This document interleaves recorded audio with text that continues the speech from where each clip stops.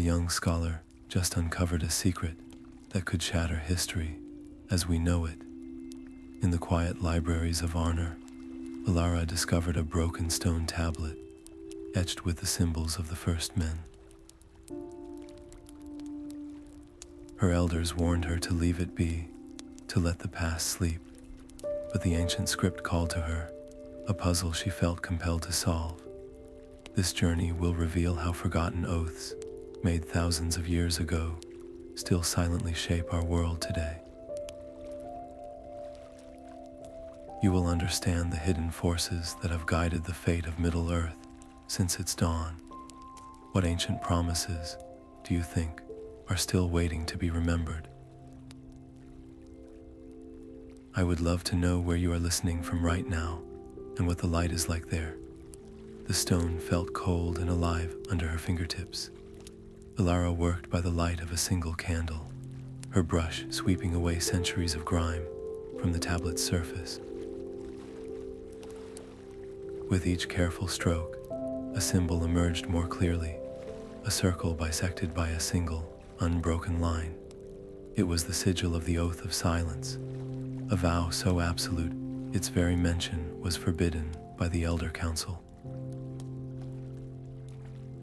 They had ordered her to cease, to return the fragments to the dust, but the symbol was a key, and she knew where it fit. A legend whispered among junior scholars, the hidden archives beneath the crumbling watchtower. A flicker of movement in the periphery of her vision, a shadow detaching itself from the deeper shadows of the library stacks, confirmed her deepest fear. She was being watched. The choice was no longer academic. It was visceral. Obey and remain in the light of accepted knowledge, or descend into the dark and risk everything for a truth that was calling to her. Her decision was made the moment she pocketed the tablet shard. The archives were forbidden for a reason, and she was about to learn why. The air in the watchtower basement was thick with the smell of old stone and older secrets. Using the sigil as a guide, she found a nearly invisible seam in the wall, a door that groaned open to reveal a staircase, spiraling down into utter blackness. Her lantern cast frantic, jumping shadows on the walls, illuminating carvings of the first men, their faces stern, their hands clasped in gestures of binding promise. Here, the oaths were not dead history. They were a palpable pressure in the air, a web of power she could almost feel against her skin. She unrolled her notes, the ancient script aligning with the carvings on the wall. As she traced the first line of the oath with her finger, whispering the words of binding, a sudden, icy wind snuffed out her lantern, plunging her into a silence so complete she could hear the frantic beat of her own heart. She was not alone. The silence was broken by the scuff of a boot on stone, far too close behind her. Alara did not think. She moved, slipping between two towering shelves of crumbling scrolls, as the beam of another lantern swept the space she had just occupied. Her breath hitched in her throat, a prisoner she dared not release. Every childhood memory of playing hide and seek in these vast archives, every forgotten corner she had explored out of boredom, now became a lifeline. She pressed herself into a narrow alcove, her back against cold stone, and felt the wooden shelf dig into her shoulder blades. Her fingers, searching for purchase, brushed against something that was not wood or parchment. It was a series of deliberate grooves carved into the back of the shelf itself, hidden from any casual view. In the sliver of light from the pursuing lantern, she traced the lines, her mind assembling them into a shape she recognized from her studies, a map of the ancient lake region, with a single, stark circle marking the Standing Stones of Annúminas. This was it, the next piece of the puzzle. left here by another seeker long ago. She committed the crude map to memory in a single, frantic moment. But as she pulled away, the sleeve of her robe caught on a splintered edge of wood, tearing the fabric with a sound that echoed like a shout in the tense quiet. The lantern beam immediately swung toward the alcove. She had left a trace, a thread from her own garment, a clear sign of her passage and her discovery. This was no longer a scholarly pursuit. It was a chase, and she was the prey. Her only hope lay in an ally she had been warned to avoid, a man the elders called unreliable. Maloes the cartographer lived on the edge of the scholarly quarter, a recluse who preferred old maps to people. She found him bent over a vellum scroll, his hands stained with ink. When she showed him the sigil from the tablet and described the hidden map, his eyes, sharp and discerning, lost their usual cynicism. He saw the truth she had uncovered, and more importantly, he saw the danger she was in. To trust him was a risk. To bring another into her secret was to double her vulnerability, but she had no other path. Maloes agreed to help. His knowledge of the old roads and forgotten paths was unmatched. Yet as they gathered supplies for the journey to Anuminas, a figure watched from a high window, noting their every move. The faction that guarded the oath's silence was not merely observing anymore. They were counting her steps, waiting for the right moment to close their net. The forgotten paths were less roads than memories worn into the earth, visible only to a cartographer's eye and the guidance of ancient text. Alara and Maloes moved as traders, their cart laden with common goods, but every shadow in the pine forests felt like a watching eye. They navigated treacherous ravines and river fords that had not seen official patrols in a generation. Each mile, a silent testament to the world the first men had left behind. The land itself seemed to resist their passage, with sudden rockfalls and grasping thickets, testing their resolve at every turn. It was in this wild borderland that the rangers found them. Figures emerged from the tree line with a silence that was both graceful and deeply unnerving. Their leader, a man named Arathorn, leveling a gaze that seemed to measure the truth in their souls. He questioned their presence on a path no merchant had used in centuries. Alara's heart hammered against her ribs, the lie of trade ready on her lips, but something in the ranger's stern dignity broke her resolve. She met his eyes and spoke not of trade, but of a broken stone and a silenced oath, her voice earnest with a scholar's desperation. She gambled everything on a shared reverence for the old ways. For a long moment, the only sound was the wind in the high branches. Then Arathorn gave a slow nod. His own people were keepers of forgotten lineages, he said, and the shadows gathering in the world were not all of this age. They would escort them for a time. This new alliance was a fragile shield. The journey remained a trial of endurance, every strange bird call or snapped twig sending a jolt of fear through their small party.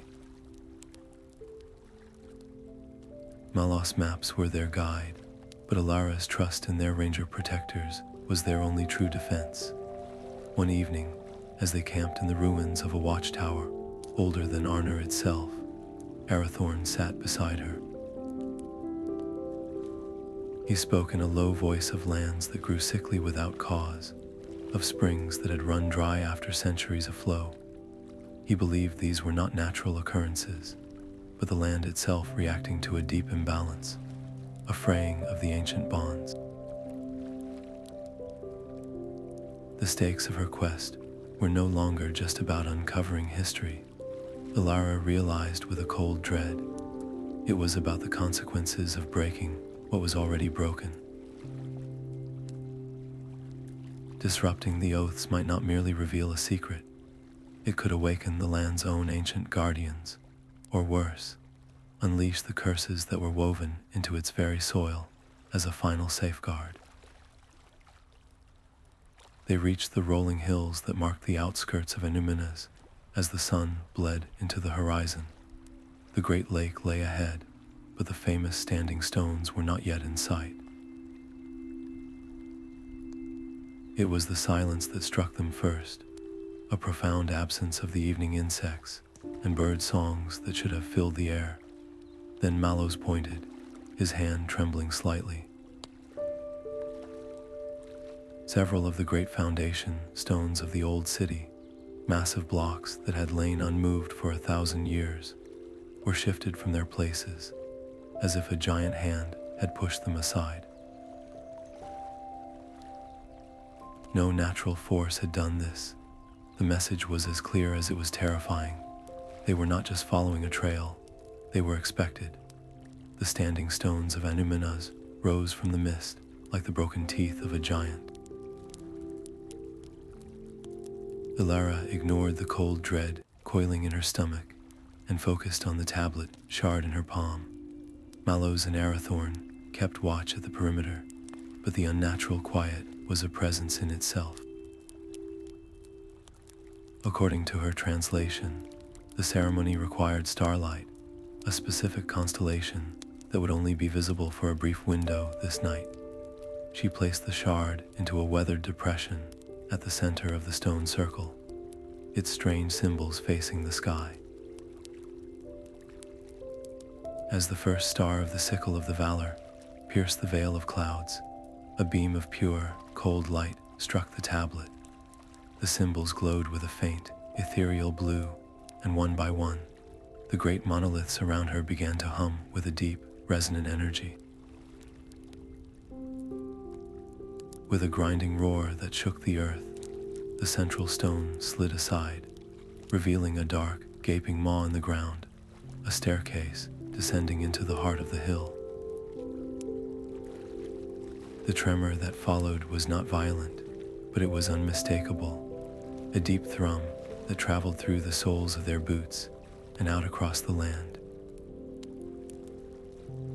From the tree line, Arathorn's rangers emerged, hands on their swords, their faces grim, but they were not alone. From the shadows of the displaced city blocks, other figures appeared, cloaked in gray that blended with the stone. They moved with a purpose that was neither hostile nor friendly, but absolute. These were the Watchers, revealing themselves at last as the keepers of the oath. Their leader, a woman with eyes as old as the hills, stood between Alara and the open chamber. "You trespass on sacred ground, scholar," she said, her voice like shifting gravel. This sleep was not meant to be broken. Arathorn stepped forward, a clear challenge in his stance, his rangers a solid wall of bristling tension behind him. Alara's mind raced. A fight here would be a disaster, spilling blood on ground consecrated by promise and potentially destroying the very knowledge she sought. She took a breath, stepping between the two armed groups with her hands open and empty. "I do not seek to break the oath," she said, her voice steady despite the fear clawing at her throat. "I seek to understand it. The land is sick, the bonds are fraying. Perhaps the old ways are not a secret to be kept, but a lesson to be remembered." She looked from the stern face of the keeper to the wary eyes of Arathorn. "Let me share what I find. Let us learn its meaning together. In exchange, you have my word, I will do no harm to this place." The keeper studied her for a long, silent moment, the weight of ages in her gaze. "You speak of consequences you cannot comprehend, child. These oaths are not mere words. They are threads in the fabric of this land, magically bound. To sever one is to unravel the whole.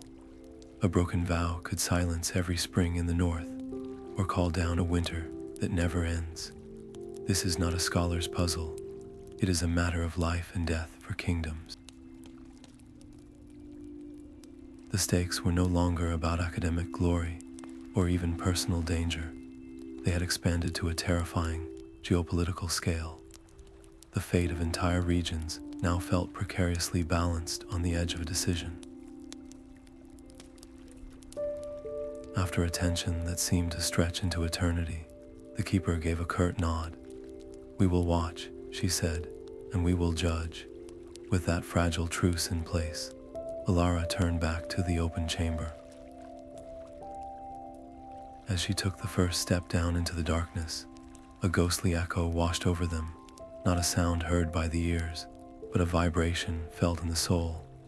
It was the voice of the first oath, a resonant promise of protection and sacrifice, and imprinted within its echo was a new image, a vision of a lonely peak wreathed in perpetual cloud, a sanctuary hidden high in the forbidding Misty mountains. The path was not ending here. It was only just beginning. The chamber beneath the Standing Stones was not a tomb, but a memory carved in living rock. There, by the light of a single, ever-burning crystal, the lead keeper, an ancient man named Gorhendad, unfolded a story so old it felt like the bedrock of the world itself. He spoke of a time before kings, when the first men stood against a creeping shadow that sought to poison the very roots of the mountains. Their victory was not one of swords and glory, but of sacrifice. They forged an oath, a magical pact that bound their very bloodlines to act as a living lock, sealing that primordial darkness away for all time. The power required was so immense that it became woven into the land itself, the reason for the silent springs and the watchful stones. To break the oath was not merely to break a promise, it was to shatter that lock. And then Gorhendad's gaze, heavy with the weight of centuries, settled on Alara. "Your bloodline, scholar, is not that of a keeper. Your ancestor was the one who faltered, the one whose doubt created the first crack in the seal. You are the descendant of the oath breaker." The revelation struck her with the force of a physical blow. Her entire life's work, her drive to uncover truth, was now shadowed by a legacy of failure. She was not just an observer of this ancient drama, she was a key component of it, her very existence a potential threat to the Pact's fragile integrity. The keepers demanded she abandon her quest, that she bury the knowledge she had unearthed and live a quiet, anonymous life. To continue was to risk completing what her ancestor had begun, unleashing a terror the modern world was utterly unprepared to face. Alara felt the weight of that demand, the simpler path of obedience, but she also saw the sickness in the land that Arathorn had described, the fraying bonds. Leaving the oath broken was not a solution, it was merely a slower form of catastrophe. She looked from Gorhendad's stern face to Maloes' worried one, and then to the determined set of Arathorn's jaw. "I will not abandon this," she vowed, her voice quiet but unshakable. "But I will not break the world to satisfy my curiosity. I will find a way to reforge the oath, to mend the crack without tearing the seal completely. It is a path of redemption I must walk." Her words created an immediate schism among the gray-cloaked watchers. Some saw only the repeating pattern of her bloodline, a dangerous arrogance that needed to be contained. Others, including Gorhendad himself, heard the echo of an older, purer purpose, a chance to heal a wound rather than just guard its scar. After a long night of silent deliberation, the old keeper gave her his reluctant blessing, a small, smooth stone etched with the same bisected circle from her tablet. "It is a token of passage," he said, his voice weary. "It will grant you safe conduct through lands my kin watch over. Do not make me regret this. Do not make us all regret this." Armed with this fragile trust and a new, crushing sense of purpose, Alara's company turned east. The vision of the cloud-wreathed peak in the Misty Mountains now felt less like a destination and more like a trial. They were no longer just seekers of forgotten lore. They were walking directly toward the source of the ancient darkness, and the only key they had was a scholar born from a line of failure. The ascent into the Misty Mountains was a war against the sky itself. The path was a narrow ribbon of ice, the wind a constant, howling force that sought to tear them from the cliff face. Each step was a deliberate act of defiance.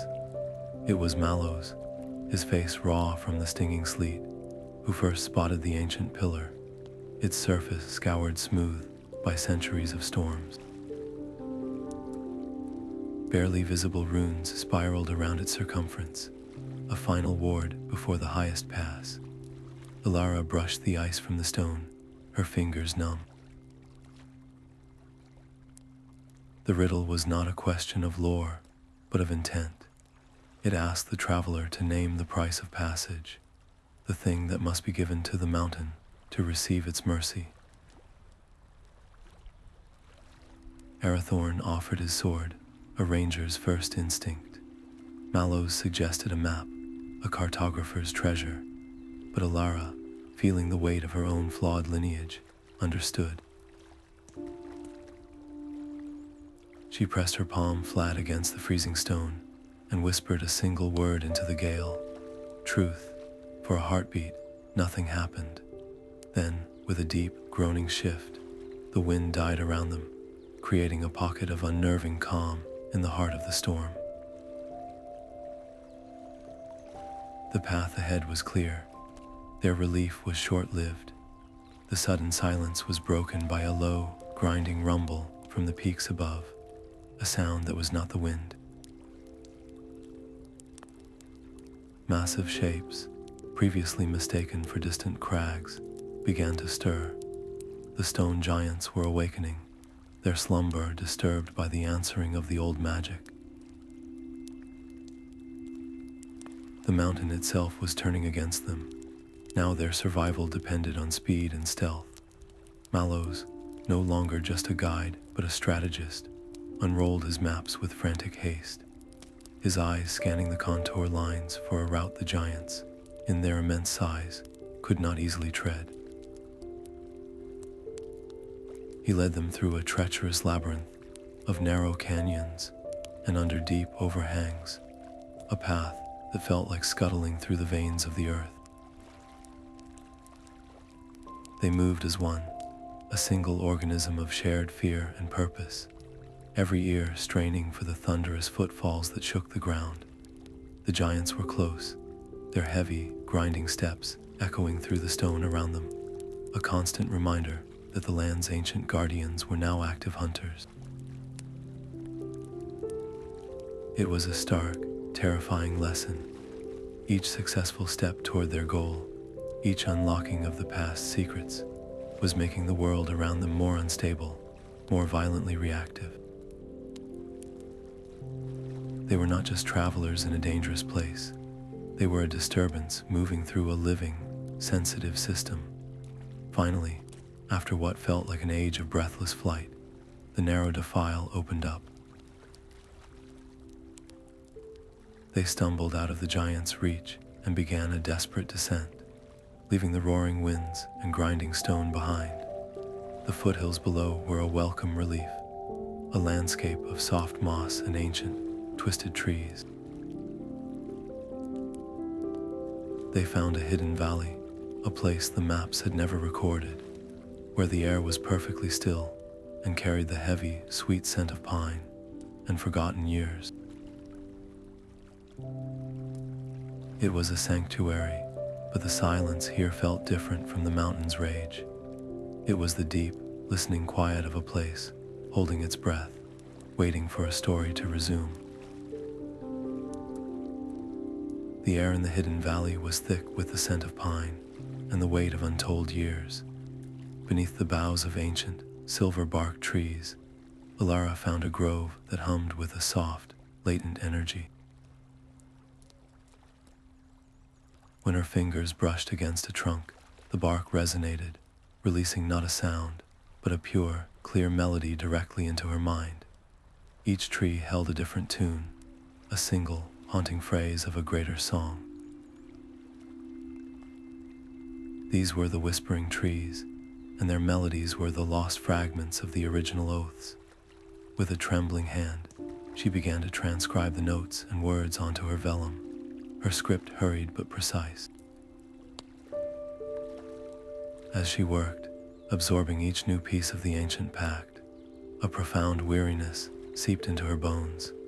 It was not the fatigue of travel, but a deep, chilling cold that seemed to leach the warmth from her very spirit. Her hands grew pale, and a faint, silvery tracing, like frost, began to appear on her skin.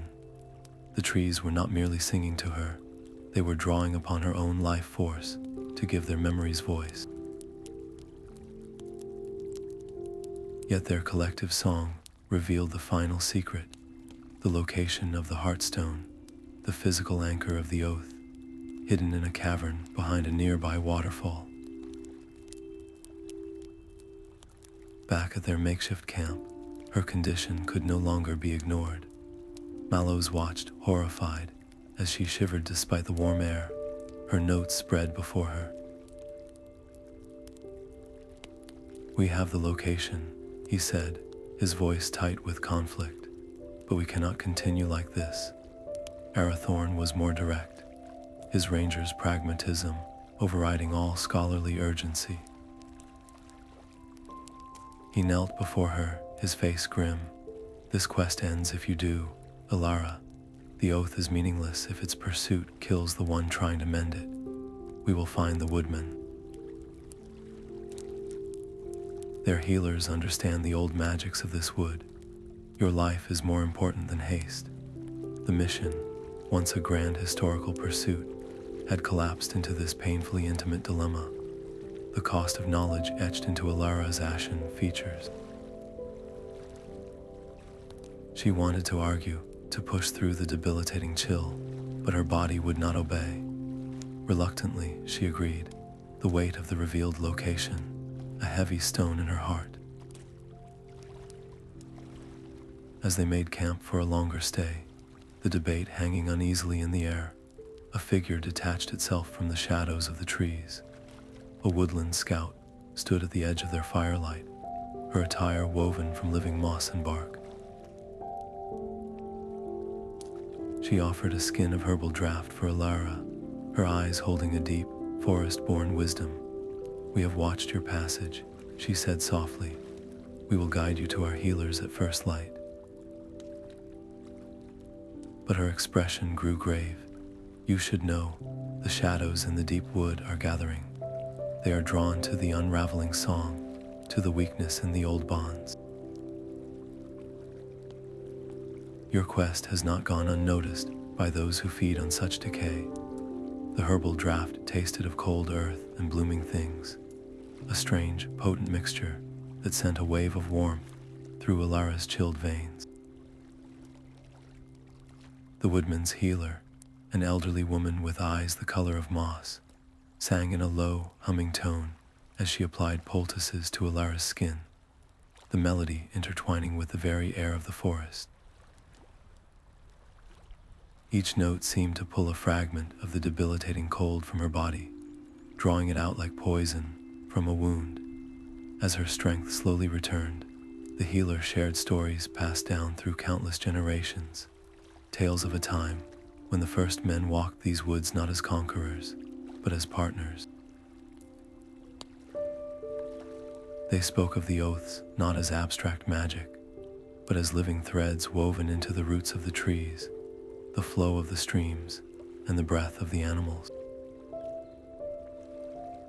A broken vow, the healer explained, would not just be a historical tragedy, it would be a blight, a sickness that could wither an entire forest from the inside out. This revelation fractured the woodmen community.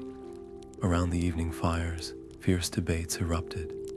Some elders, their faces etched with the memory of past hardships, saw Alara's quest as a reckless gamble with their very home. She was an omen, they argued, a repeat of the ancient doubt that had first cracked the world. But younger scouts, who had seen the strange silences and sickly patches in the deeper woods, looked at her with a desperate hope. They saw a chance not just to guard the old ways, but to actively heal them. The tension was a palpable force, a division that threatened to strip Alara of the sanctuary she had just found. Witnessing this conflict, Alara knew she had to make her own oath. She stood before their chieftain, a serene but formidable woman named Loralinda, and placed a hand over her heart. "I do not seek to take from this forest," she vowed, her voice still weak, but filled with a new conviction. "I seek to give back what was lost. I pledge that my quest will be done in harmony with this land, or not at all. I will protect its balance as if it were my own home." Loralinda studied her for a long, silent moment, her gaze seeming to weigh the truth in Alara's soul against the fears of her people. Then she gave a single, decisive nod. "Your path is our path now," she said. "The fate of the oath and the fate of this wood are one." With that pledge, the stakes of the journey expanded terrifyingly. It was no longer just about ancient history, or even the fate of distant kingdoms. It was about the lifeblood of the region itself. Every leaf, every creature, every whispering stream was now tied to the outcome of Alara's quest. Revitalized by the woodmen's care and fortified by this new alliance, their company prepared to move again. Loralinda herself would guide them, her knowledge of the hidden paths and silent groves surpassing even Maloes' maps. As they shouldered their packs and turned toward the final leg of their journey, the forest itself seemed to watch them go. Its deep, listening quiet now feeling less like a warning and more like a held breath, waiting to see if the broken song could finally be made whole. The river's roar filled the air long before they saw it, a silver torrent rushing through a narrow, stony ford. Loralinda raised a hand, halting the company. "This is no ordinary crossing," she said, her voice barely carrying over the water's thunder. "The ford of Rhûn tests the heart, not the foot. It turns away any shadow that seeks to pass."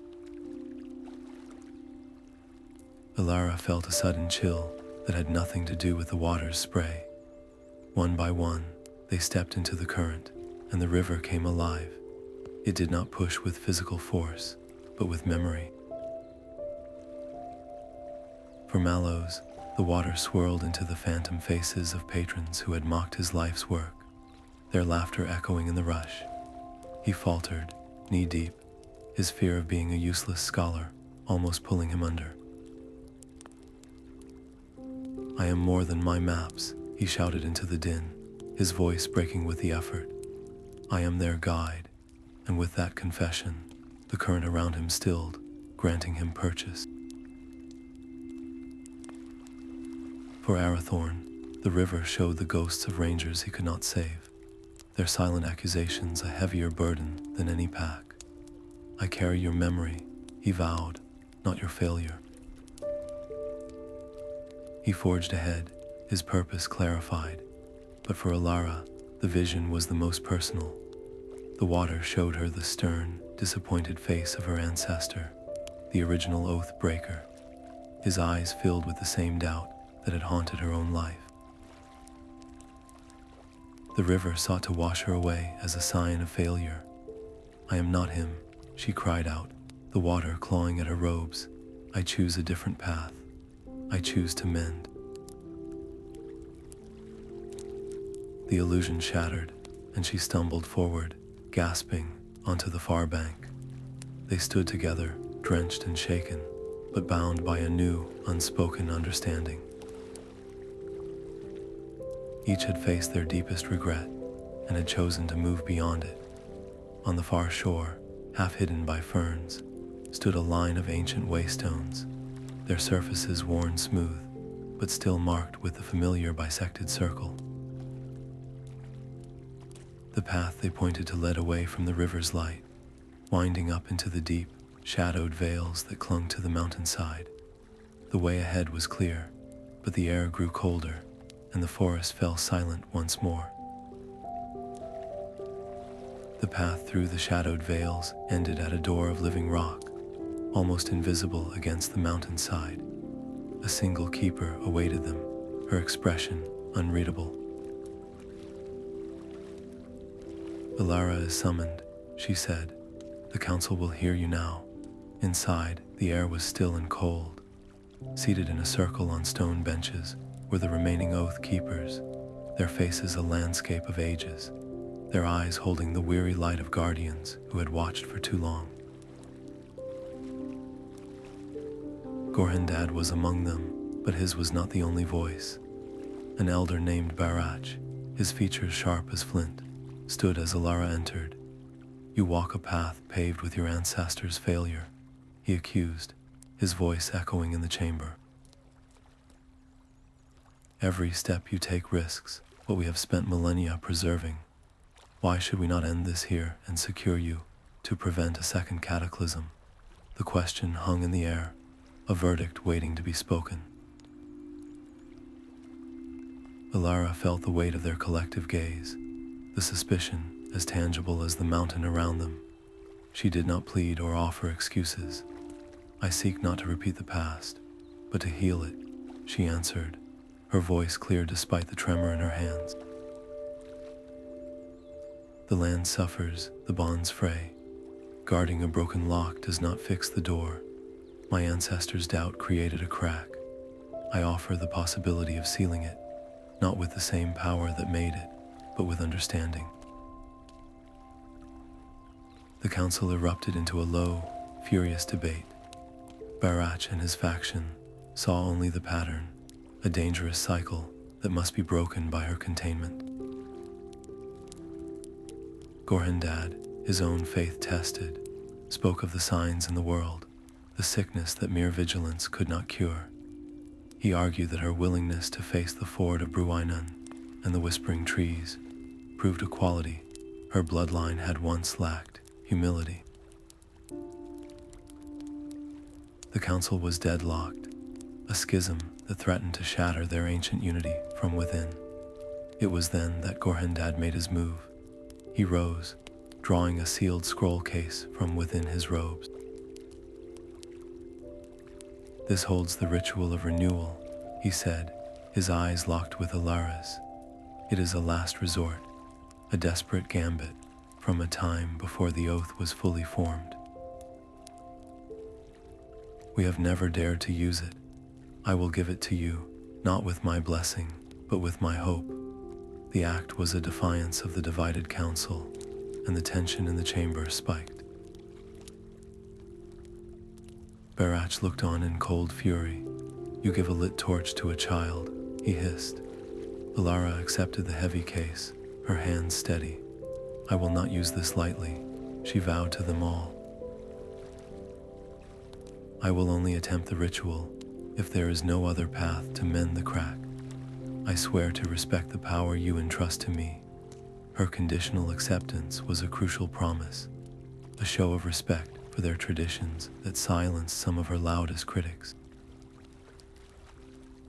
Yet as she turned to leave, the political stakes were higher than ever. The Oath Keepers were now fractured, their internal strife a new vulnerability. If their order collapsed into infighting, the vigilance over the ancient darkness would fail long before Alara could ever reach the Heartstone. She emerged from the mountain door into the fading light, the scroll case feeling impossibly heavy. Maloes, Arathorn, and Lauralinda were waiting, their faces etched with concern. She did not need to explain.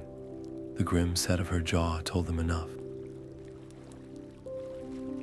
They had the final key, but the clock was now ticking faster than ever. The darkness they sought to contain was no longer a slumbering threat. It was a patient hunter, and it had just sensed a fatal weakness in its guards. The cavern entrance was a wound in the mountain, a darkness so absolute it seemed to swallow the very sound of the river behind them. Arathorn lit a torch, the flame a defiant, tiny heart in the vast gloom. He moved first, his steps deliberate as a hunter's, testing each stone before committing his weight. The air grew heavy and still, thick with the dust of ages and a deep, resonant silence that pressed in on their ears. This was no natural cave. The walls were too smooth, the passages too deliberate, carved by hands that understood geometry and permanence. It was a gauntlet, designed not to keep people out, but to test the quality of those who dared to enter. The first trap was a bridge of ancient, petrified wood spanning a chasm whose bottom was lost to blackness. It looked solid enough, but as Maloes, the last in line, set foot upon it, a sharp crack echoed like a bone breaking. The center of the bridge gave way, splintering into 1,000 fragments.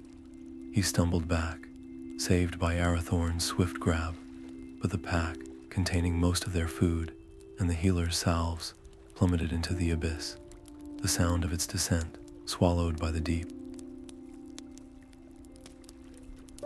They were now truly committed, stripped of their safety net, their survival dependent solely on each other and the skills they carried within. The claustrophobia was a living thing in the tight, winding tunnels that followed. The ceiling dropped so low they had to crawl, the rough stone scraping against their backs. The silence was broken only by their own ragged breathing and the scuff of their boots, every echo a potential trigger. Arathorn's senses were stretched to their limit, his fingers tracing nearly invisible seams in the wall, his eyes spotting the slight discoloration of a pressure plate just before Alara's foot would have found it. He guided them with quiet, urgent commands, a dance of avoidance in the suffocating dark. This was no longer a journey.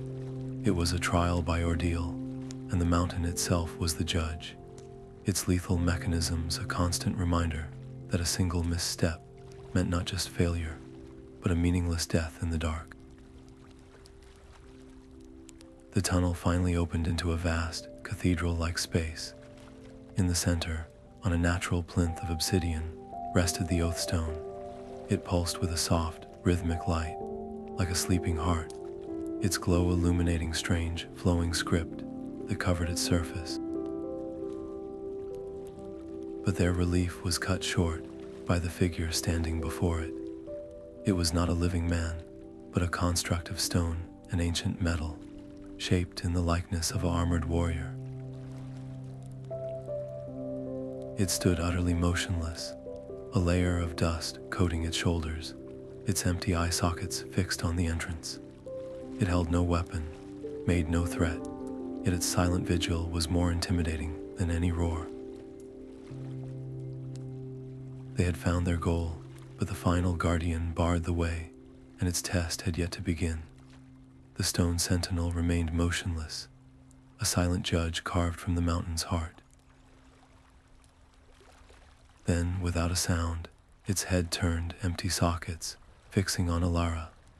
A voice, not heard with ears but felt deep in the bone, resonated within the chamber.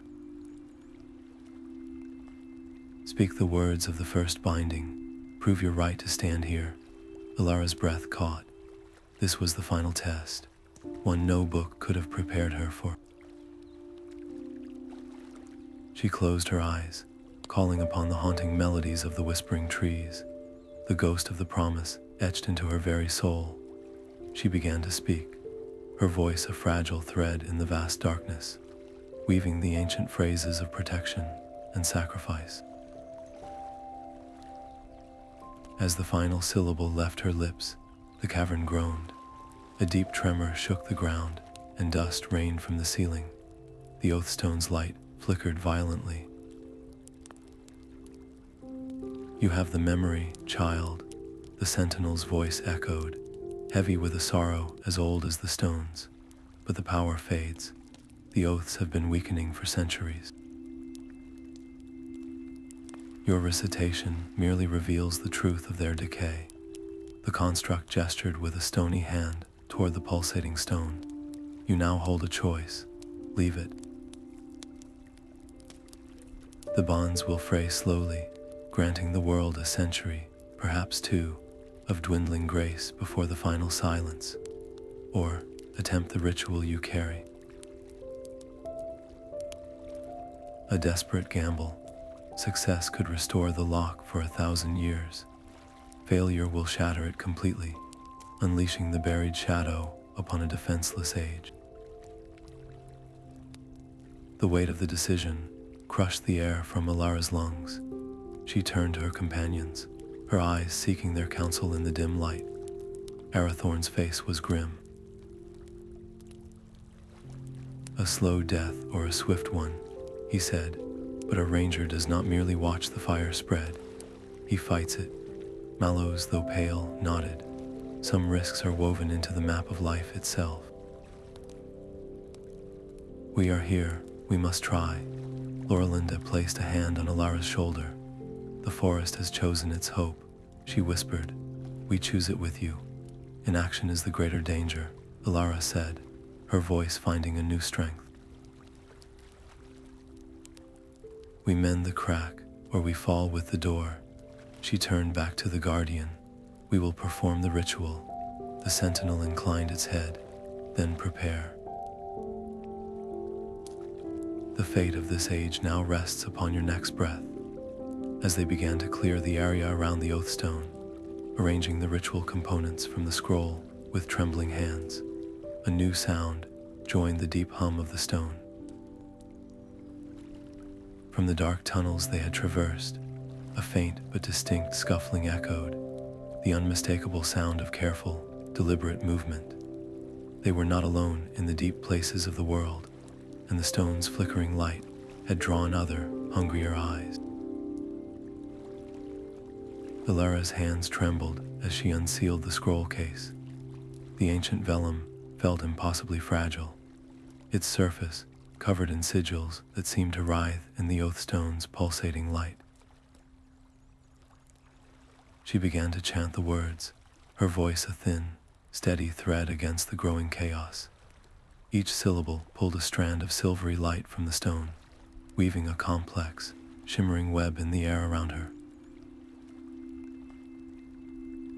The very fabric of the ancient oath was becoming visible, a tapestry of promises frayed and torn, and she was the needle trying to stitch it back together. But the light and the rising hum of power were a beacon in the darkness. From the tunnel mouths, the scuffling became a rush of clattering feet and guttural cries. The shadow watchers were no longer hiding.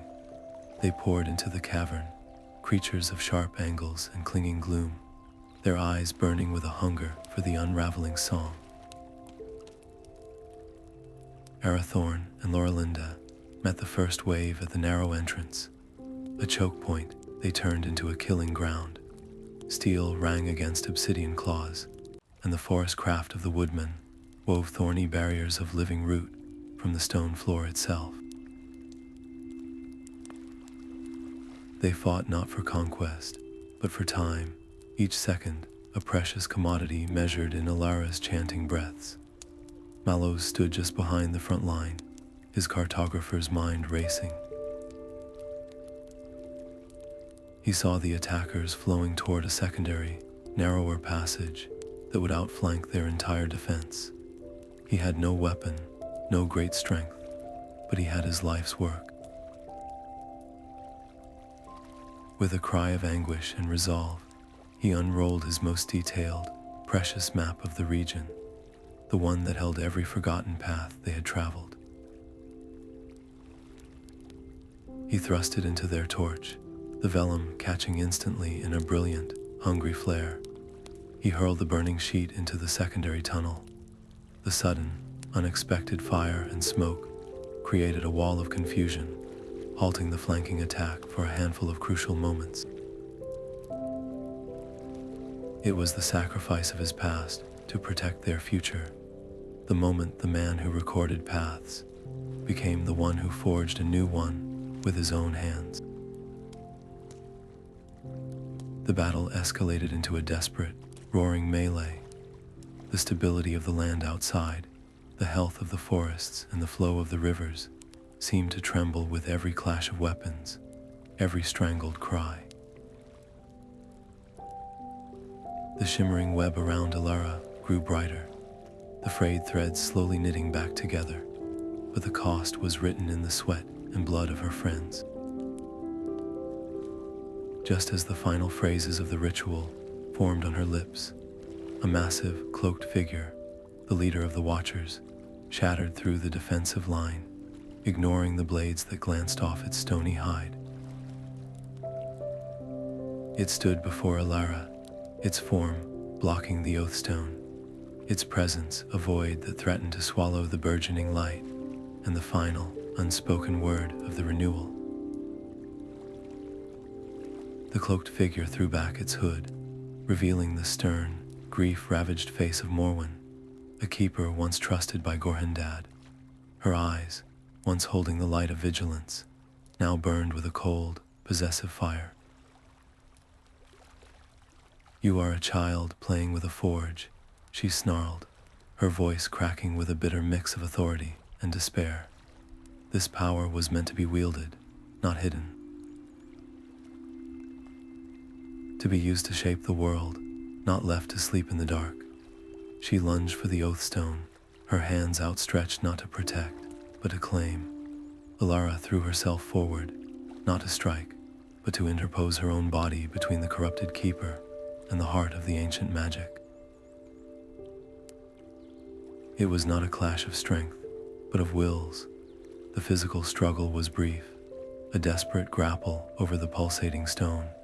As their hands touched its surface simultaneously, a cataclysmic feedback of energy erupted from the oathstone.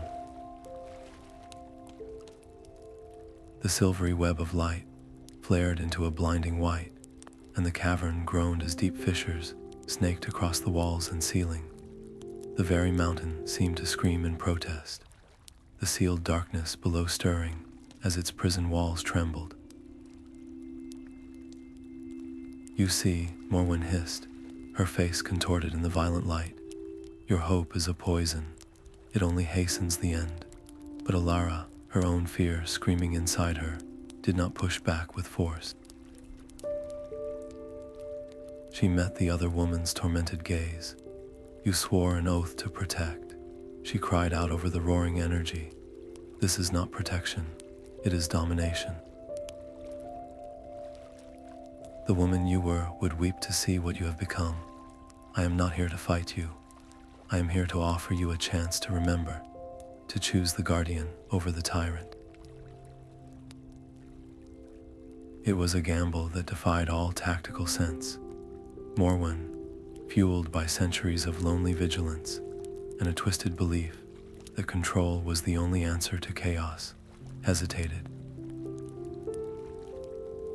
The raw, desperate need in Alara's voice, the appeal to honor she had buried under layers of bitterness, created a fracture in her resolve. For a single, suspended moment, the hunger in her eyes wavered, replaced by a flicker of profound, agonizing memory. That moment of hesitation was all the ritual needed. The unstable energy, no longer torn between two opposing wills, stabilized. The The shimmering web of light collapsed inward, pouring back into the Oathstone with a final, deafening chime that silenced the groaning mountain. The light within the stone solidified into a steady, calm radiance. The ancient oaths resealed and strengthened for a new age. The cost of that renewal was written in the aftermath. Morwen stood frozen, her hands still outstretched, her face a mask of shattered ambition and dawning horror at what she had nearly done. The Shadow Watchers, their purpose broken, dissolved into wisps of fading gloom. The immediate threat was over. The darkness locked away once more, but the victory felt hollow. As the dust settled and the cavern's trembling ceased, a profound exhaustion washed over Alara.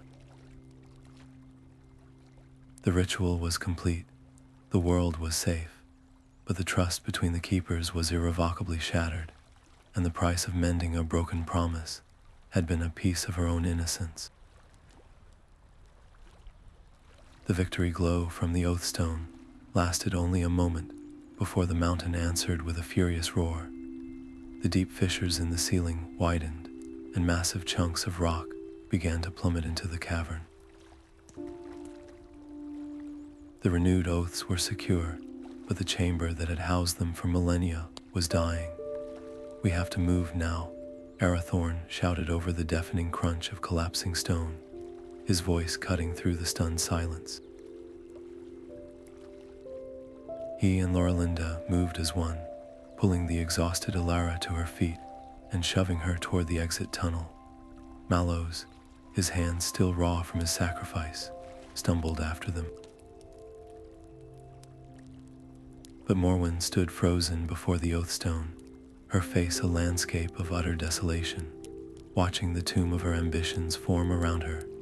Then, as a colossal slab of rock fell directly toward the fleeing group, something in her shifted. With a cry that was part anguish, part defiance, she threw her arms upward. A shimmering dome of force, the last of her keeper's power, erupted around her, catching the immense weight and holding it back, creating a temporary archway through the raining debris. "Go," she screamed, her voice straining against the impossible burden. "Let my end mean something." There was no time for gratitude or goodbye. They ran, the ground bucking beneath their feet, the air thick with choking dust. The passages they had so carefully navigated were now a death trap of falling rubble and sudden, gushing floods as ancient underground streams broke through their confines. Arathorn led with an unerring instinct for stable ground, while Loralind used her bond with the stone to sense shifting weaknesses ahead, her warnings saving them from being buried alive more than once. They moved as a single organism of shared terror, half carrying, half dragging each other, their breaths coming in ragged, panicked gasps. No one was left behind. The harrowing race was a brutal, physical echo of the metaphysical struggle they had just endured, each narrow escape underscoring the ultimate cost of their success. They burst from the cavern mouth into the blinding light of day, just as a final, grinding shudder passed through the mountain. Turning back, breathless and bleeding, they watched as the entrance collapsed in on itself, in a great cloud of dust and stone, sealing Morwen and the Oathstone in a tomb of eternal vigilance. The silence that followed was profound, broken only by the wind and their own harsh breathing. The oaths were safe, the land was healing, but the price of that power was etched into their souls. They had secured the future, but they carried the weight of the past with them, a loss that would forever temper their hard-won victory. The journey back to Arnor felt like walking in a dream. The same paths that had once seemed grim and shadowed now thrummed with a quiet vitality. Rivers ran clearer, their waters singing over stones that gleamed in the sun. The forests they passed through stood taller, their leaves a deeper, richer green, and the air itself tasted cleaner, sharper. It was undeniable proof that their desperate gamble had worked, that the renewed oaths were healing the land from its long sickness. Yet this visible recovery was a double-edged sword. News of the mountains' collapse and their return traveled faster than they did, and they were met not just with cheers from the common folk, but with wary, measuring stares from the city's gate sentinels. Inside the white halls of the Arnor Council, the welcome was formal and cold. The same elders who had once ordered Alara to cease her research now sat in stern judgment. "You awakened forces beyond our control," one councilman accused, his voice echoing in the silent chamber. "You shattered the peace of centuries for a theory. The land may be greener, but at what cost? The stability we guarded is now replaced with uncertainty." They questioned her authority, her right to make such a world-altering decision, focusing on the chaos of the mountain's fall rather than the spring that now flowed in the dry valley below. They saw a reckless scholar, not a restorer of balance. Alara listened to their fears, understanding the weight of tradition they sought to protect.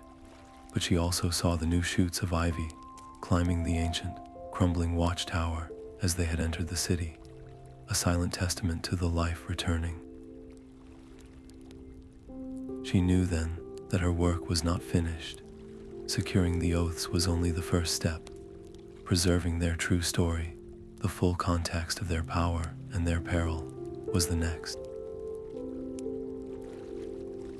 "I will document everything," she declared to the council, her voice firm, not as a secret for a few, but as a lesson for all. The crisis came from forgotten knowledge. "I will ensure it is never forgotten again." This decision shifted the stakes entirely. The conflict was no longer about physical survival or magical power, but about culture and memory. The true danger to the world was not just a breaking lock, but a people who had forgotten why the lock existed in the first place. Her chronicle would be a shield against future ignorance, a guide for the next time the bonds began to fray. As they left the council chamber, under a cloud of official skepticism, the sight of young vines weaving through the oldest stonework offered a quiet, defiant promise. The past was not being erased, but built upon, its foundations giving life to a new and hopeful future. The restored oathstone shard glowed with a soft, steady light in Alara's palm, its gentle hum a quiet defiance in the silent council chamber. She placed it on the table before the gathered elders, and as its radiance touched the ancient wood, a faint, vibrant green tendril of ivy unfurled from a crack in the floor, weaving around the leg of the table. The proof was no longer just in her words, but in the living world responding to the artifact's renewed power. "You asked for stability," she said, her gaze sweeping across their skeptical faces. "This is not chaos. This is the land remembering its true nature. The tangible evidence, coupled with reports of clearer springs and healthier harvests from the outlying villages, broke the resistance of the majority." The council voted to endorse her work and fund the establishment of a new archive, a place where the history of the oaths would be preserved and studied, not hidden. Yet the victory was not absolute. A vocal minority, led by a stern traditionalist named Lord Valandil, rose in opposition. "There is a sacred line between knowledge and recklessness," he argued, his voice cold. "You would hand a lit candle to every curious child and call it enlightenment. Some doors, once opened, cannot be closed. This was not a battle of facts, but of philosophy, and Alara knew that to dismiss his fears would only deepen the schism. She met his challenging stare, not with defiance, but with sober agreement. "You are right," she conceded, to the surprise of many. "Some powers are too perilous for open shelves. I propose a compromise. The most dangerous artifacts, the ones that could command or corrupt, will remain under the Keeper's guard, sealed away. But the knowledge of their nature, the stories of their making and their meaning, will be shared, so we may understand the peril without being tempted by it." This balanced approach disarmed the opposition, transforming a potential rift into a fragile, working consensus. The precedent was set, a new doctrine for a new age, vigilance through understanding, not ignorance. With the Council's official support, Alara's work transformed from a solitary quest into a collective endeavor. She began to train the first apprentices, a diverse group of junior scholars, a ranger's son, and even a young keeper initiate. In the sunlit halls of the new archive, she taught them to read the old scripts, to listen for the whispers in the stone, and to understand that their role was not to hoard secrets, but to be stewards of a living history. The wisdom of the first men would not be lost again, but would instead be carried forward by a new generation, each one a living thread in the endlessly mending tapestry of the world. The archive's foundations were laid not just with stone, but with a radical new purpose. Under Alara's direction, it rose from the green hills of Arnor, its architecture a blend of sturdy dwarven masonry and the flowing, organic lines of elven design, a physical testament to the unity it hoped to foster. Its doors were open to any who sought knowledge with a sincere heart, and soon, a river of diverse faces flowed through its halls. Dwarven lore masters shared tables with Rohirrim horse lore keepers, and Gondorian historians debated with quiet hobbit chroniclers. The air buzzed with a dozen different languages, and the archive became a living tapestry of Middle-earth's many cultures, all drawn by the promise of understanding the ancient forces that shaped their shared world. This vibrant exchange was the archive's greatest strength, but also its most profound vulnerability. For every earnest scholar, there was another whose eyes held a calculating glint, who asked a few too many questions about the precise locations of power, not their philosophical meanings. The line between responsible curiosity and dangerous ambition was perilously thin. Alara saw the tension in the set of a visiting noble's jaw, in the overly specific inquiries from a southern emissary. Open access was the core of her vision, but she could not let the archive become a tool for those who would repeat the mistakes of Morwen. Her solution was a deeply personal one, born from her own journey. She instituted a mentorship program, pairing every new student with an experienced keeper or a trusted senior scholar. It was not about control, but about guidance, ensuring that the pursuit of knowledge was always tempered with wisdom and a sense of consequence. The archive's very existence had become a powerful symbol, a beacon of a new age of cooperation. Yet every beacon casts a shadow, attracting both those who seek its light and those who would seek to extinguish it. During the archive's inaugural ceremony, as Alara stood before the gathered crowd to speak of unity and remembrance, a dust-covered rider on a lathered horse pushed his way to the front. He was a messenger from the southern fiefdoms, and his news was grim. Whole villages were reporting that their hearth fires would not catch, and their wells had turned bitter, as if the very concept of warmth and sustenance was being leached from the world. These were not the growing pains of a healing land, but the symptoms of a different, deeper sickness. The silence that fell was heavier than any stone. The renewed oaths in the north were secure, but the messenger's words pointed to a terrifying truth. The first men had made more than one promise, and another of their ancient bargains, long dormant in the southern lands, was now beginning to fail. Callan's hands moved over the parchment with a quiet reverence, tracing the angular script of the first men. A young woodman who had grown up among the whispering trees, he had come to the new archive not as a scholar, but as a storyteller for his people. Yet he possessed an ear for the old languages that even Alara envied, an intuitive grasp of their rhythms and patterns. He was her first official apprentice, and the weight of that responsibility settled on her shoulders every time she watched him work. She saw in his bright, curious eyes the same hunger for truth that had once driven her into the dark, and it terrified her. What if her guidance was not enough? What if her own legacy of failure, however redeemed, tainted his path? His breakthrough came on a rain-swept afternoon.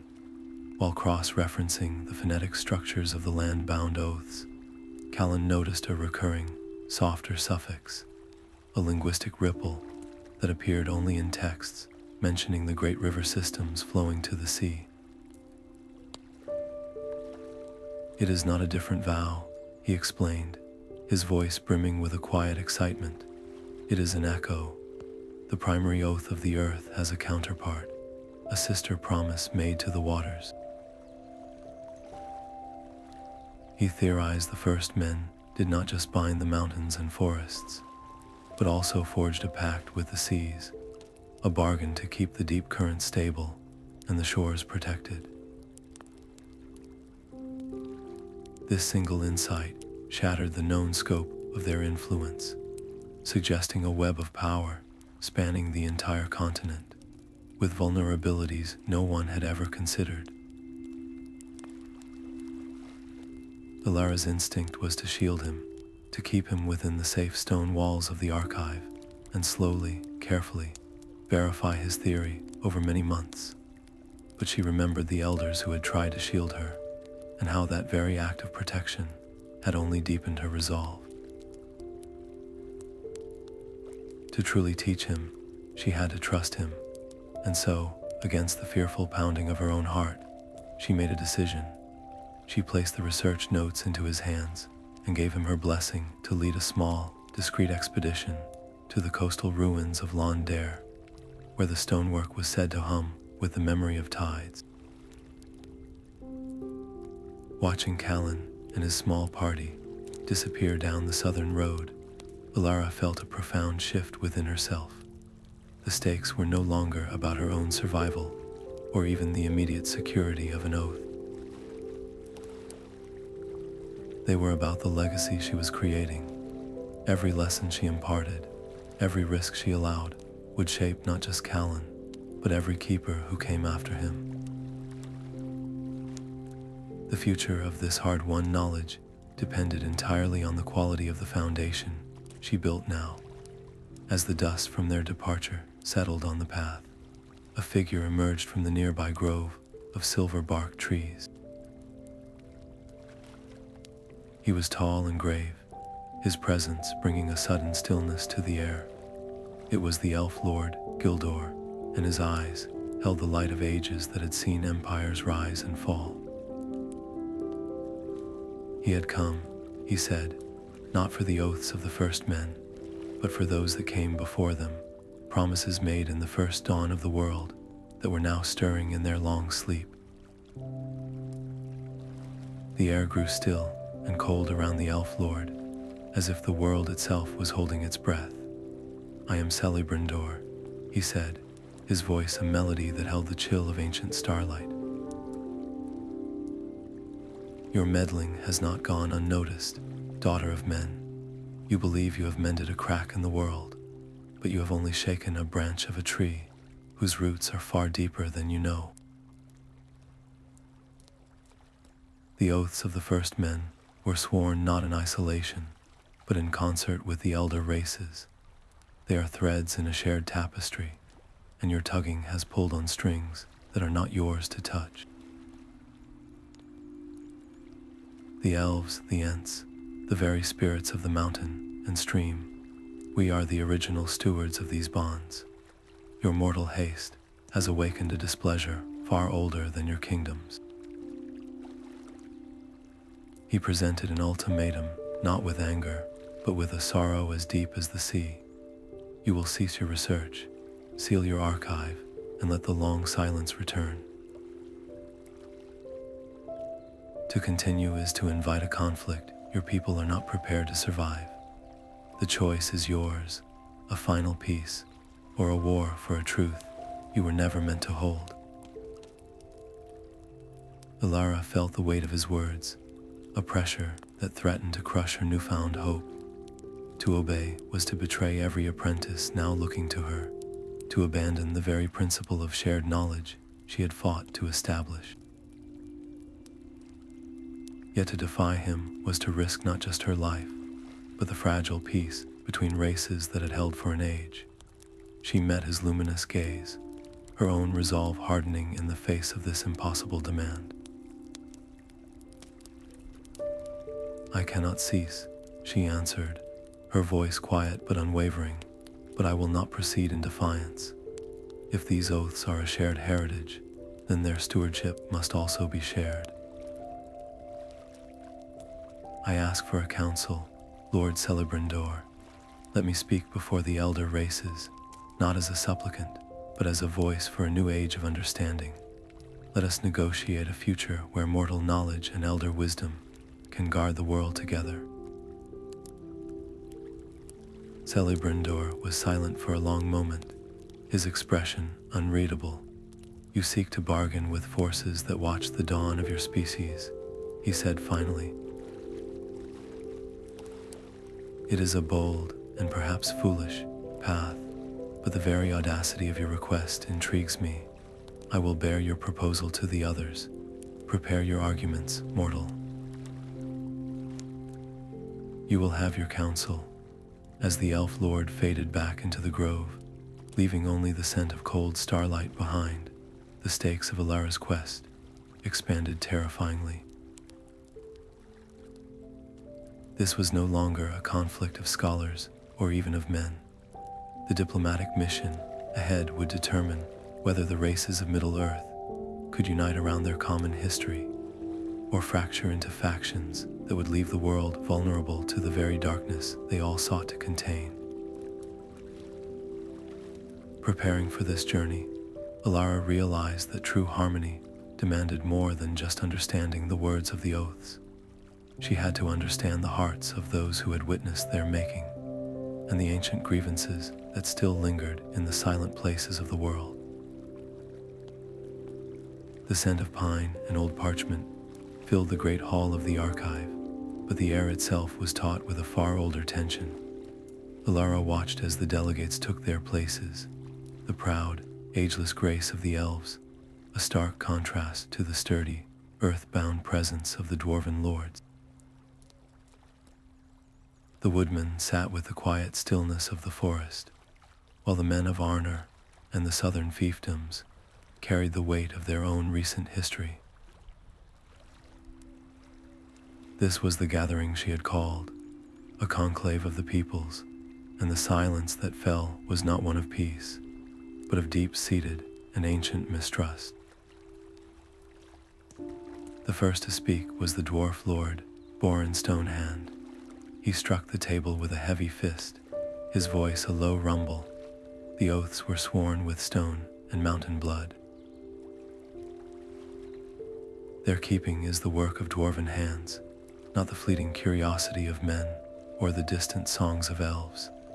An elven envoy, Lady Ilmara, answered with a voice like chilled water.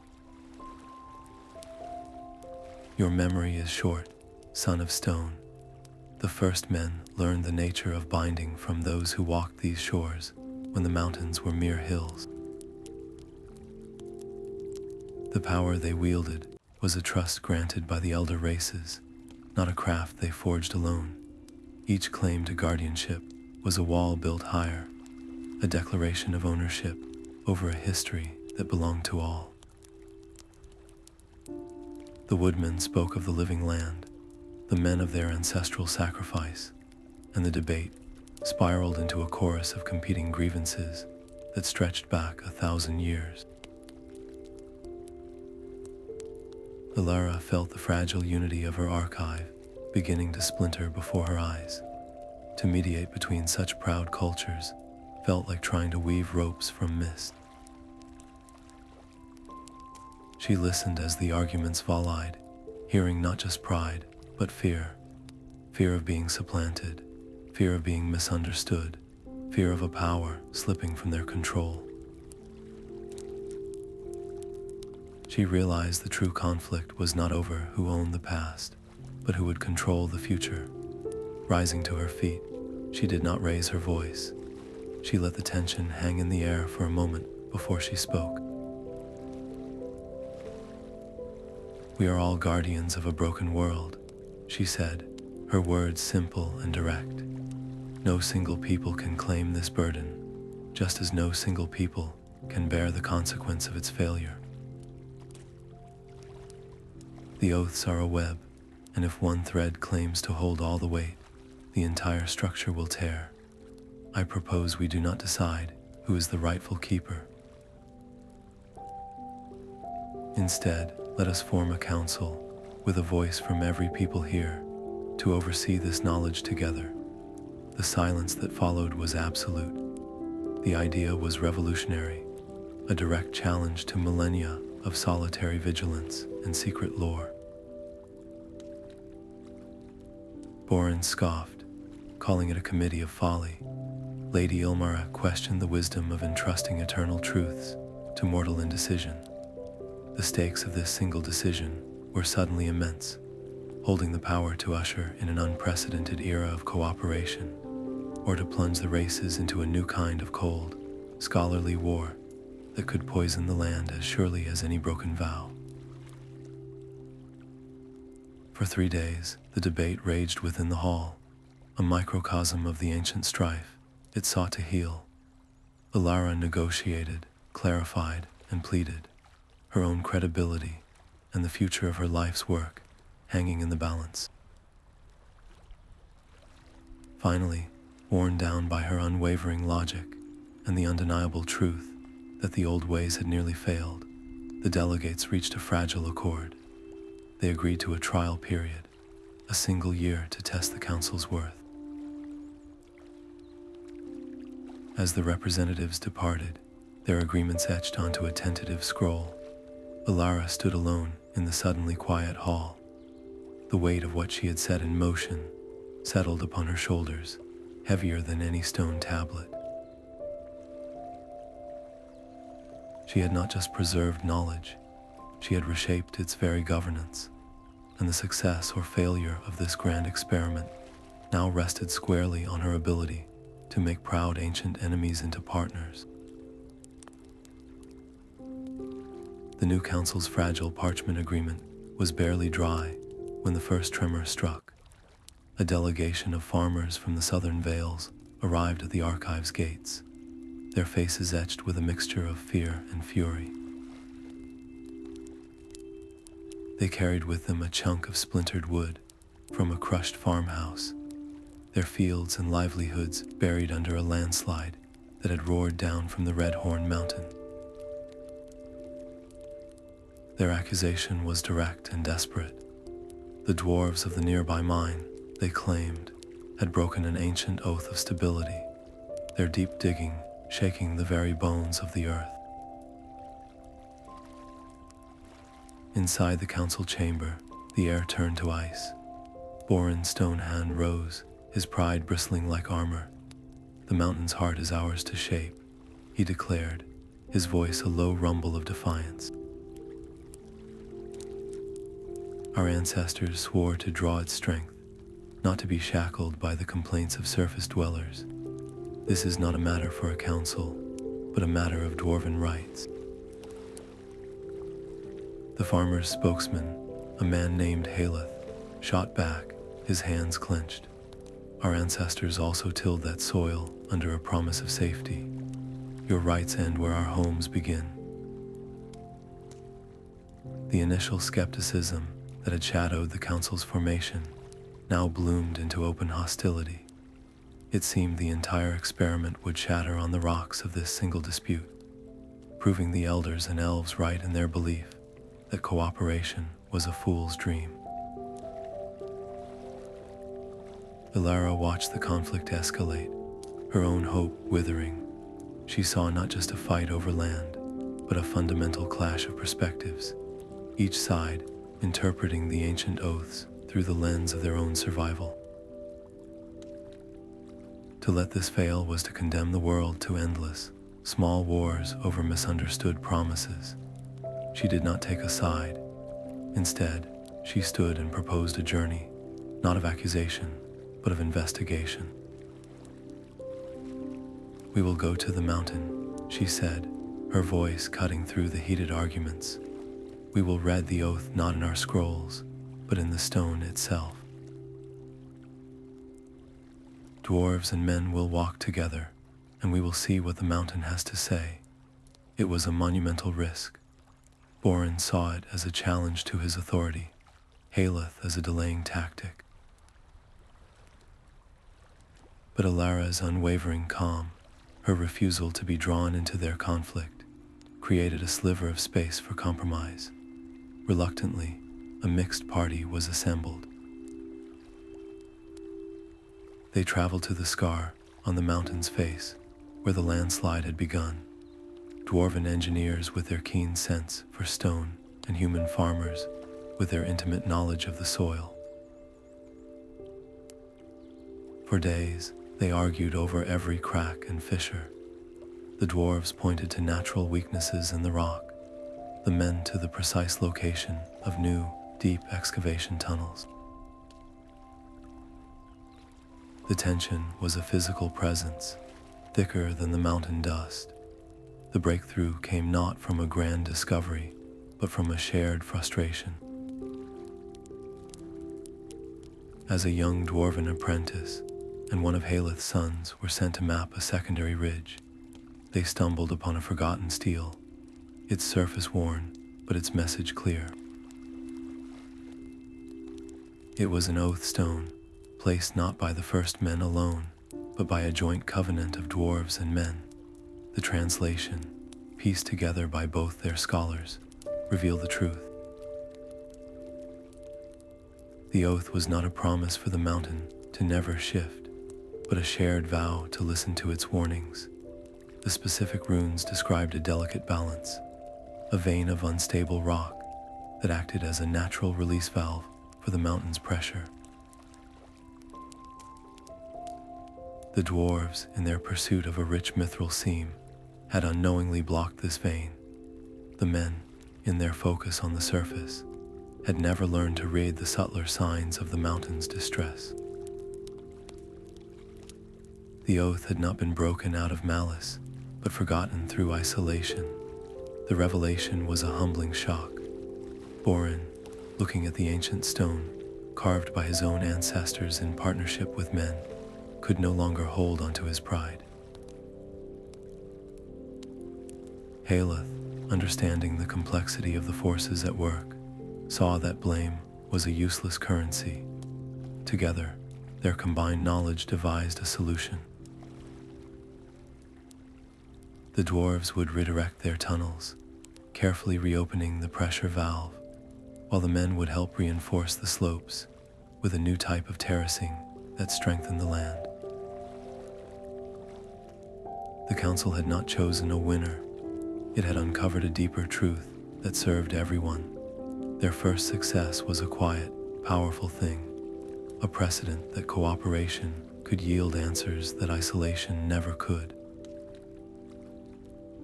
As the members shared a cautious meal in the shadow of the Mended Mountain, a lone rider from Rhûn arrived at their camp, his message etched with concern. He spoke of a silence falling over the great eastern plains, a stillness so profound it frightened the herds. The nomadic tribes there whispered of a lost oath to the wind and the sky, a promise that had kept the vast emptiness from turning truly barren. The council's work was not done. A new thread in the great tapestry had come loose, calling for another journey into the unknown. The silence of the eastern plains was a physical weight, a vast emptiness that swallowed sound and hope in equal measure. Alara, Callan, and their mixed council delegation rode into Rhûn under a sky of burnished brass, the wind a dry, rasping breath that offered no relief. Here, the nomadic tribes did not build with stone or keep written records. Their history was carried on the wind itself, in the chants of their elders and the intricate patterns of their woven tents. The team's arrival was met with a guarded curiosity that quickly chilled into suspicion. The tribes saw the scrolls and surveying instruments not as tools of understanding, but as the trappings of an empire that had always sought to fence the sky and own the earth. Trust was a currency they were not willing to spend lightly. Callan, remembering Alara's lessons on listening before speaking, took the lead. He spent his days not in the council's tent, but sitting at the edges of the tribal encampments, his ear tuned to the rhythm of their speech, his hands learning the gestures of respect. He shared stories of the whispering trees and the mended mountain, framing their quest not as an investigation, but as a search for a lost verse in a shared song. He showed them how the strange stillness here mirrored the sickness that had once gripped the northern forests, a connection that bridged the vast distance between their worlds. The environmental stakes were no longer regional. The elder, a woman named Surai, with eyes the color of a dust storm, explained the heart of their fear. The oath of the wind was not a spell to command the weather, but a promise of balance, a plea for the great air currents to turn in their season and bring the life-giving rains. If this vow was broken, the consequences would ripple across the continent, leaving some lands drowned in endless storm, while others baked into permanent desert. The fate of harvests from the Shire to Gondor now felt precariously tied to this fragile understanding. After days of patient negotiation, Surai finally agreed to share the tribe's knowledge.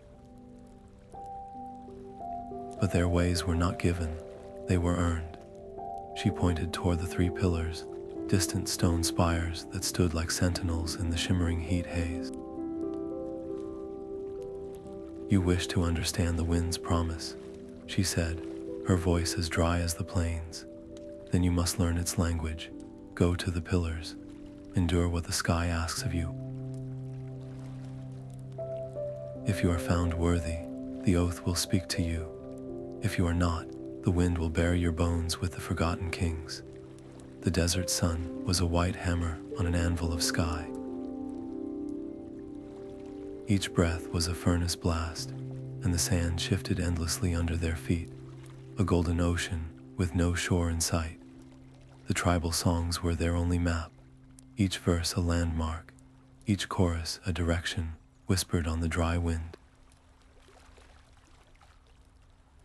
They moved with a shared, grim purpose, their water skins growing dangerously light by the second day. The trial was not a test of strength, but of will, a deliberate stripping away of all comforts until only raw trust remained. In the blinding haze of the third afternoon, Callan stumbled, his strength finally buckling under the relentless heat. Arathorn caught him without a word, half carrying him, while Maloes used his own body to cast a sliver of shade. Elara's own vision swam, her throat a dusty riverbed, but she saw the despair in her apprentice's eyes. This was the moment she had to let go. Callan, she rasped, her voice barely audible. The next verse of the guiding song, "You know the stars that will rise tonight. You lead us." The decision was a profound gamble. To delegate leadership when they were at their most vulnerable felt like madness, but Alara's trust was absolute. She was placing the fate of their entire mission and their lives into the hands of the young man she had trained. For a long moment, Callan looked as if he might refuse, the weight of the responsibility warring with his exhaustion. Then something in him hardened. He nodded, his jaw setting, and took his first unsteady step as their guide. That night, under a canopy of alien stars, he navigated. His voice, though cracked and dry, found the rhythm of the old songs, and his knowledge of the celestial patterns, learned in the quiet of the archive, became their salvation. They followed him not out of obligation, but from a newfound, hard-won respect. He was no longer just a student. He was their pathfinder. When they finally stumbled into the shade of the 3 pillars, their bodies were hollowed out, their lips cracked and bleeding, but their spirits were fused together in the crucible of shared suffering. They had not just crossed a desert, they had forged a deeper, unbreakable bond. The elder Surai was waiting for them, her expression unreadable. She offered them water from a sacred skin, and as the life returned to their limbs, she spoke. "You have endured what the sky asked," she said. "You moved as one organism, not as many. The oath you seek is not written on stone. It is sung into the air itself, from the high plateau where the 4 winds are born." She pointed to a distant, sheer-sided mesa that scraped the underbelly of the clouds. "Go there. Listen with more than your ears. The winds will tell you if you are worthy to hear their ancient promise." The Wind Singer's Plateau was not a peak, but a stage for the sky. At its summit, a circle of wind-scoured stone surrounded a simple altar, its surface etched with spirals that seemed to flow like captured air. "Here," Surai explained, "the tribe did not command the wind, but conversed with it.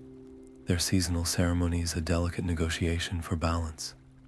The ritual was not a secret spell, but a shared responsibility, a covenant that required the participation of many peoples to hold its power."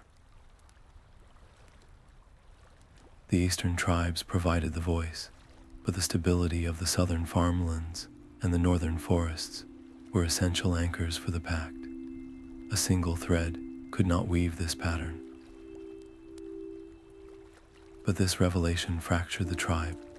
An elder named Kale, his face a roadmap of old sons and older grievances, stood against Surai. For generations, he argued, their people had been the sole keepers of the wind's trust. To share the ceremony with outsiders was to dilute their purpose, to surrender their identity to a council of strangers who did not understand the language of the dunes. This was not just about power, but about survival, about preserving the one sacred duty that defined their place in the world.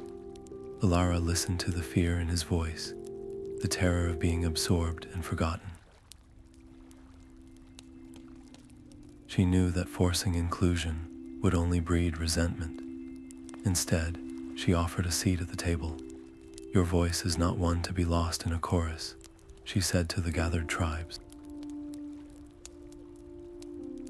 "It is a unique melody that must be heard. Join the council not as a subject, but as a guide.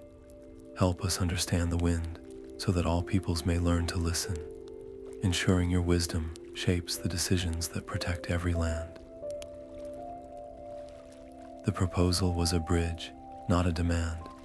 It promised the tribe authority and a permanent stake in the future, transforming them from isolated guardians into essential leaders. After a night of fierce debate under the star-dusted sky, Surai's vision of partnership prevailed. The inclusion of the Eastern nomads was a monumental step, weaving a vibrant new thread into the Council's tapestry and expanding its reach across the continent. Yet this success came with a cost. The Council was no longer a compact alliance of familiar neighbors. It was now a vast, unwieldy body of dwarves, elves, men of the West and South, woodmen, and the proud tribes of the East, each with their own history, their own grievances, and their own interpretation of the ancient truths. The potential for misunderstanding and discord had multiplied 100-fold. As the team began the long journey back to Arnor, the wind that now blew at their backs felt different. It carried not just the dust of the plains, but the whispers of 1,000 new voices, the weight of 1,000 new expectations. They returned with a hard-won alliance, but the true test of their grand experiment was only just beginning. The white stones of Arnor gleamed under a sun that felt warmer than Alara remembered. Their return was not a quiet one, for they were accompanied by the vibrant caravan of the eastern tribes, their colorful tents and woven banners a stark, living contrast to the city's stately gray towers. The archive, once a quiet haven for scholars, now thrummed with a dozen different languages, its halls filled with the scent of desert spices and the resonant chants of the wind singers from Rhûn. It had become a true beacon, a place where the knowledge of the earth, the forests, and the sky were finally being woven back together. Yet not every eye that watched this exchange was filled with wonder. A faction of Arnor's old nobility, led by the stern Lord Valandil, saw not unity, but a contamination. They watched from high balconies as tribal elders shared stories with dwarven masons, their faces tight with disapproval. "This is not the Arnor our fathers built," Valandil declared in a closed council session. "We are surrendering our heritage to outsiders, diluting the purity of our knowledge with their foreign superstitions. Our authority, built on generations of careful study, is being eroded by a cacophony of voices." Alara heard these fears, and she knew that facts alone would not calm them. So she did not argue in the council chambers. Instead, she organized public forums in the great square before the archive. She invited a farmer from the southern vales to stand beside a tribesman from Rhûn.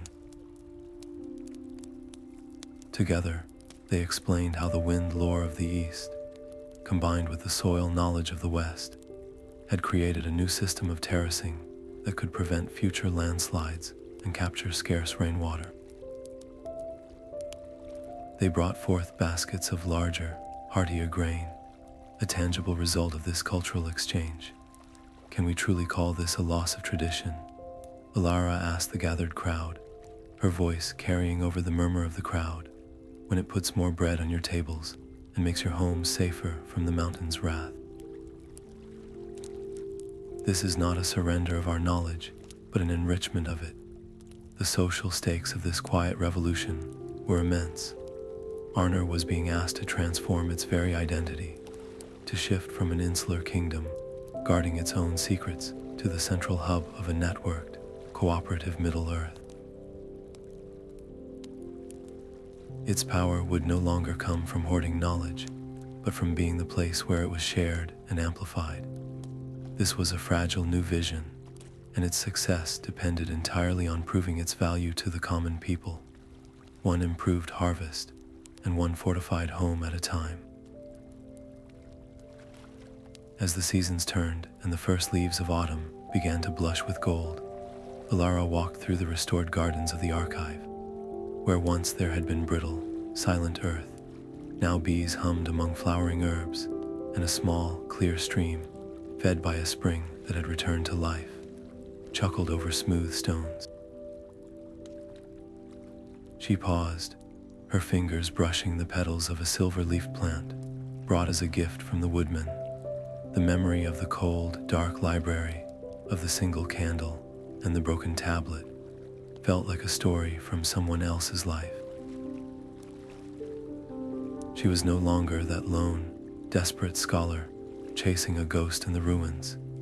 She had become a weaver, her hands now occupied with the delicate, endless task of mending the connections between peoples, each new thread strengthening the whole.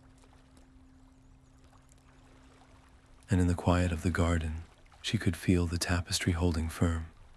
The final ink dried on the last page of the chronicle with a soft sigh. Alara closed the great leather-bound volume, her hands resting on its cover as if in blessing. It was not a book of secrets, but a book of stories, a weaving together of every broken tablet, every whispered tree melody, and every hard-won truth from the mountains and plains.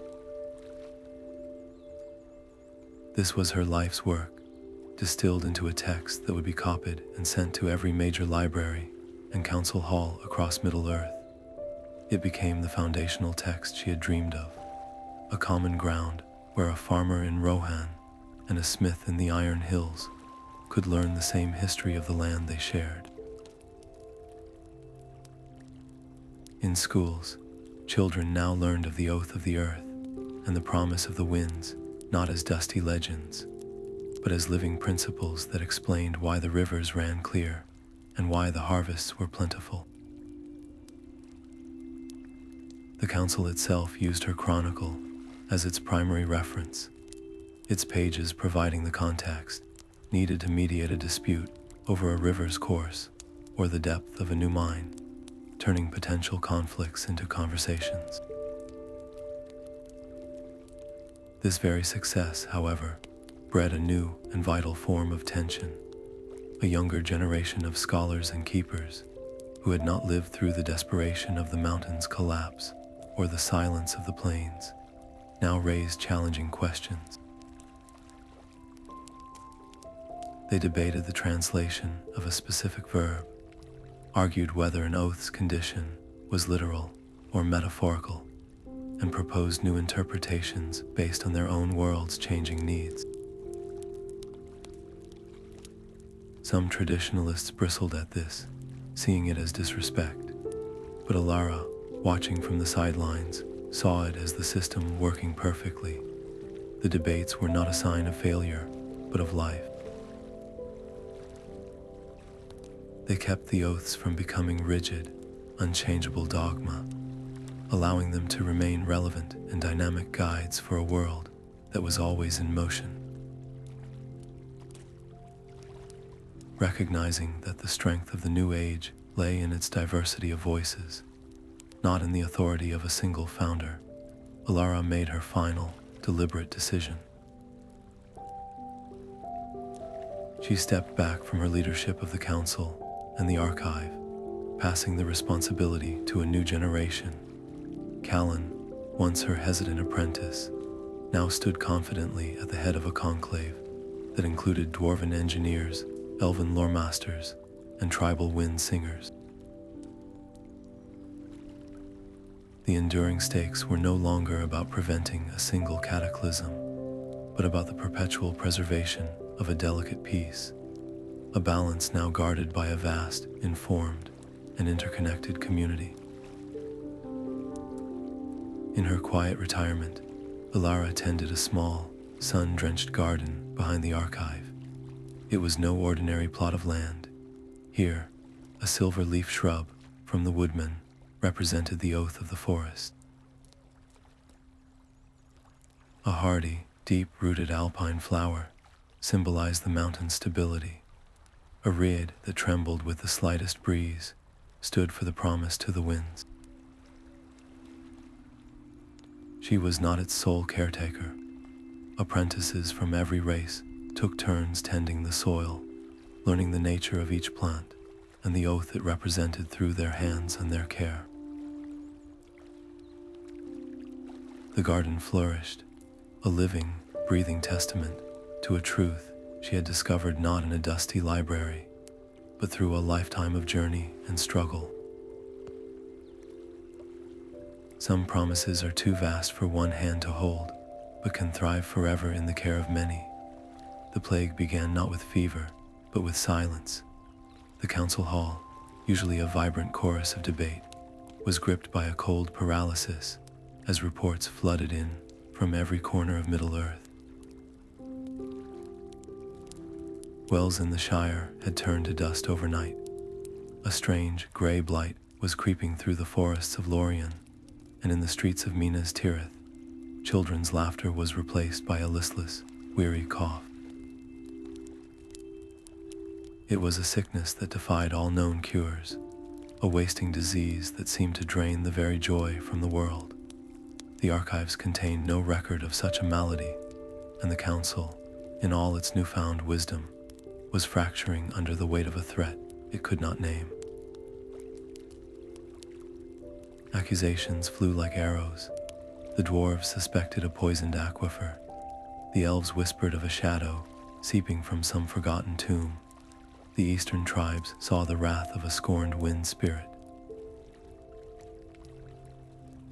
Each faction had a theory, and each theory bred only more fear and distrust.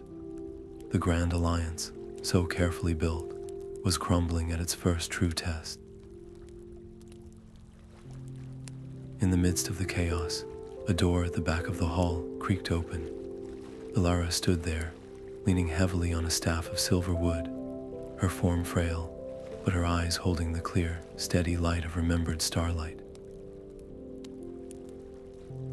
She had not spoken in this hall for years, but the depth of the crisis had drawn her from her garden. She moved slowly to the center of the room, and the arguing voices stilled, not out of deference to her age, but to the profound sorrow etched upon her face. She did not address their theories or their fears.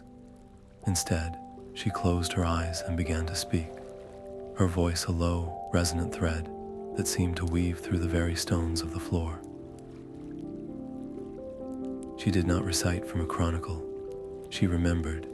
She spoke of the first men, not as mighty heroes wielding power, but as frightened souls huddled against a primordial despair, a force that sought to unravel all connection, all hope. The first oath was not a weapon, she whispered. It was a shelter. It was a promise to stand together, to weave our small, individual lights into a single beacon that the darkness could not comprehend, let alone extinguish. We have been searching for a forgotten spell, a secret cure, when the only medicine is the oath itself. The power was never in the secret, but in the sharing. It was in the trust that turns a dozen lonely whispers into a chorus that can shake the foundations of the world. Her words did not command, they reminded.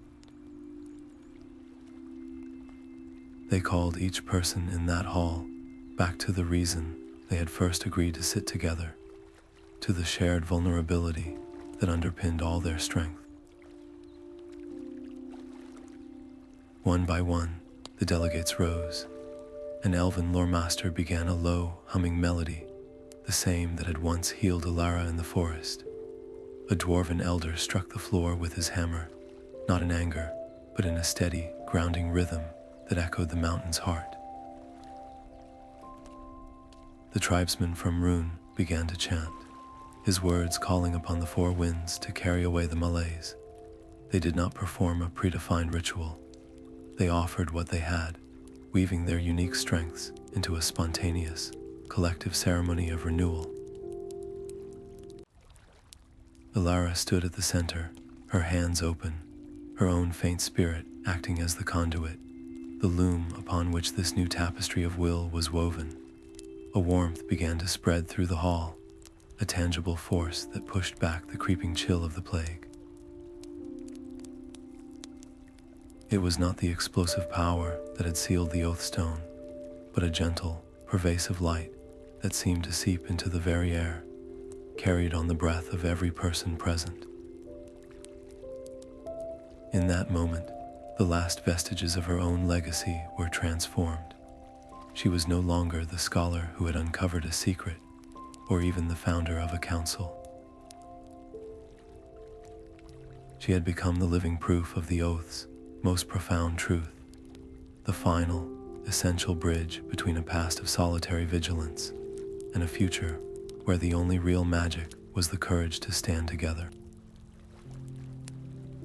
The garden paths were no longer stone, but living roots intertwined with smooth river pebbles, a perfect mirror of the world Alara had helped to mend. She walked slowly, her hand brushing the silver leaves of the memory tree from Lorien, its faint hum the echo of the forest's oath. Nearby, a hardy alpine flower, gifted by the dwarves, clung to a sun-warmed rock, its deep roots a testament to the mountain's enduring stability. Every plant here was a story, a piece of a promise, kept alive not in dusty scrolls, but in the care of many hands. The air itself was a tapestry, woven with the chatter of a dozen different tongues. She paused by the clear pond, its surface reflecting a scene that would have been unthinkable in her youth. There, under the boughs of the great willow, her former apprentice Callan stood before a rapt circle of students. A young dwarf with ink-stained fingers sat beside an elven maiden, both sketching the same rune into the soft earth, while a boy from the eastern tribes explained how its shape reminded him of the wind's turning path. Callan caught her eye and gave a small, confident nod. He no longer needed her guidance. The work was his now, and would belong to others after him, a chain of knowledge unbroken. The secret oaths of the first men, once guarded in fearful silence, were no longer secrets at all. They had become a common language, a foundation upon which a wiser, more connected Middle-earth was being built. They were the reason a Gondorian architect now consulted a woodman elder before bridging a river, and why a Rohirrim horse lord understood the importance of the northern winds. The echoes of those ancient promises now shaped treaties, guided harvests, and fostered a peace that was resilient because it was shared. New shadows would always gather on the horizon, and fresh challenges would test the bonds between the peoples. But the seeds Alara had planted were now a forest. The understanding she had fought for was no longer a single flame in the dark, but 1,000 points of light scattered across the land, each one a reminder that the greatest magic was not in power, but in partnership. The future would be faced together, its roots sunk deep into the rich, remembered soil of the past.